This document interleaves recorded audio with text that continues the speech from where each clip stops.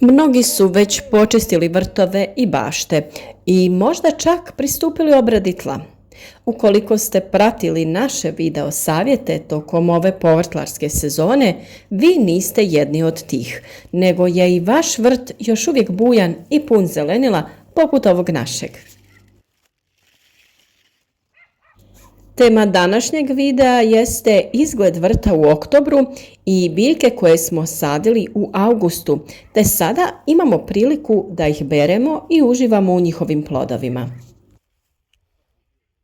Salatu smo skoro sijali i to je posebna tema koja je vrlo bitna u ove hladnije dane jer je to izdržljiva biljka koja će nas hraniti tokom cijele zime. Naravno, prva stvar koja je vrlo bitna kod ovako kasne sadnje jeste klima u kojoj živite i vrijeme kada dolaze prvi mrazevi.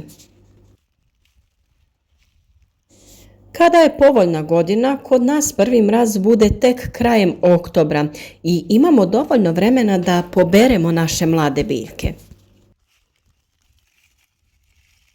Početkom i negdje polovinom augusta smo direktno u zemlju sijali mnoge od ovih biljaka koje sada imate priliku vidjeti u trenutnim kadrovima, te su te biljke dovoljno narasle i spremne su za berbu.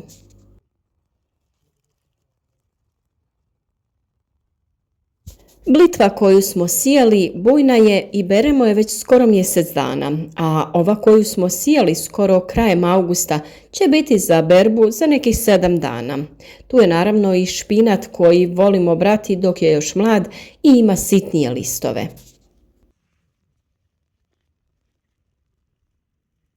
A tu je i rukola koja je otporna na mraz pa će vas radovati cijelu zimu svojim ukusnim listovima koje možete jesti kao salatu uz bilo koje drugo jelo.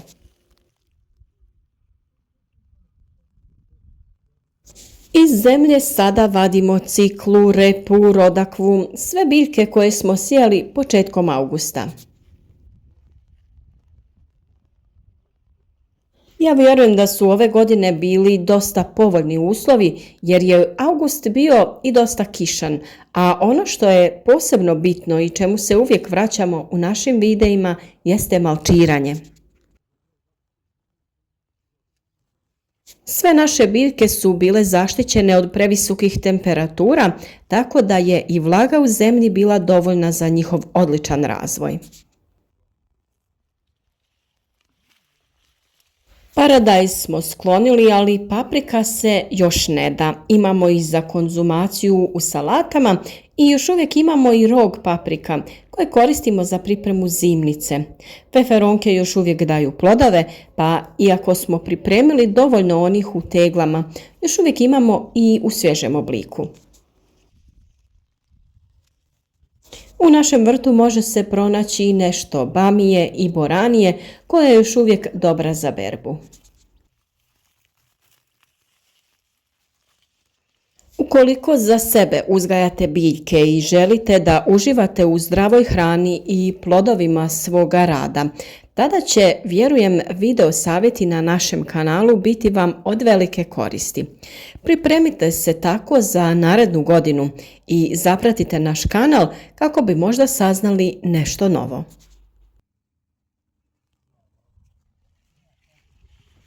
Zbilja je tako da čovjek uči cijeli život i vjerujem da mnogi od vas koji se bavite povrtlarstvom imate svoje metode i načine uzgoja. Ali zašto ne naučiti i isprobati nešto novo? Možda vam olakša neki posao ili vam da novu ideju kako da nešto radite učinkovitije.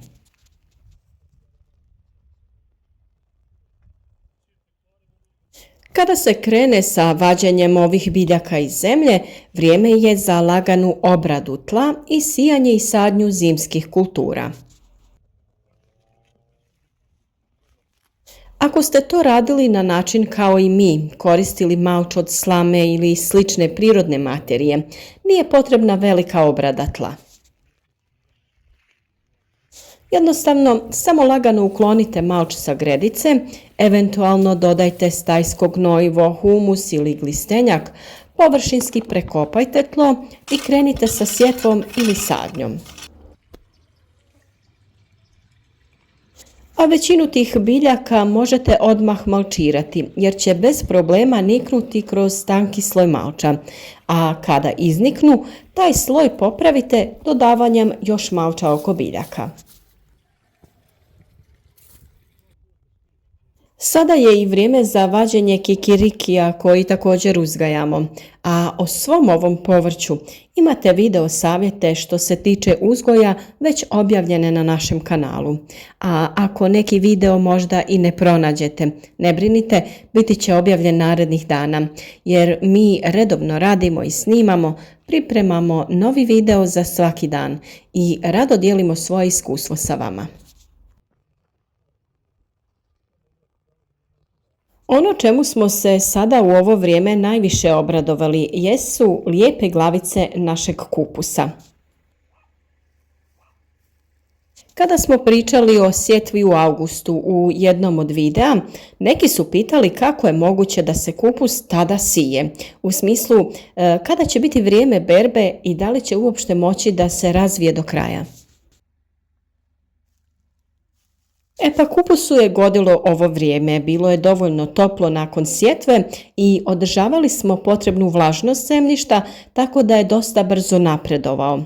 Kupus je već oblikovao neke glavice koje su spremne za berbu, a prije mrazeva nadamo se da će biti još dosta plodova koje ćemo ubrati. Naravno, uvijek treba isprobavati razne načine uzgoja, pa se sami uvjeriti da li je nešto zbilja moguće učiniti u određeno vrijeme. Upravo ovaj video je dokaz da istinski zaljubljenici u uzgoj voća i povrća mogu sebi osigurati zdrave i kvalitetne biljke tokom cijele godine. Malo istraživanja o tome koje biljke traže koje uslove i kada se sve mogu uzgajati, a naravno i malo i eksperimentiranja. Već smo sa vama podijelili video o uzgoju boranije, to jest mohuna. Njih smo brali čak 4 puta tokom ove sezone, te smo veliki dio uroda spremili u zamrzivač kako bi tokom cijele zime imali njene bogate nutrijente i iskoristili njene dobrobiti. Uz malo truda i volje i vi možete imati ovakav vrt, a posljednjih dana sa vama dijelimo savjete kako da i vi cijelu zimu imate zeleno povrće, koji će naravno goditi vašem organizmu, imunitetu i na kraju vašem cjelokupnom zdravlju.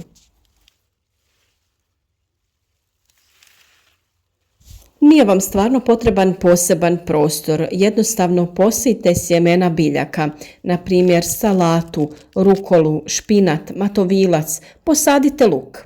Te gredice ogradite običnom drvenom konstrukcijom, prekrijte najlonom i cijelu zimu imajte obilje zelenila. Uz malo mašte i kreativnosti napravite pokrov koji će se lako moći otvarati i tako ćete moći vršiti berbu. Ne mora to biti ništa veliko, čak što više ako je manji plastenik, lakše će se zagrijati za vrijeme sunčanih dana.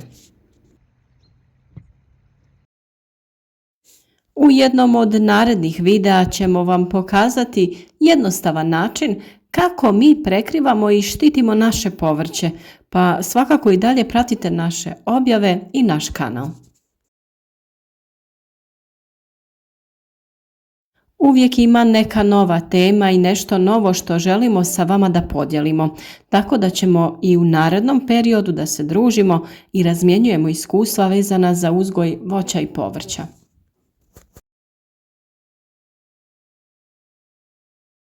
A naravno vi nam u komentarima pišite kakvo je stanje u vašem vrtu i ukoliko vas zanima neka tema i trebate o tome više informacija, recite nam i mi ćemo pokušati da napravimo i video o toj temi.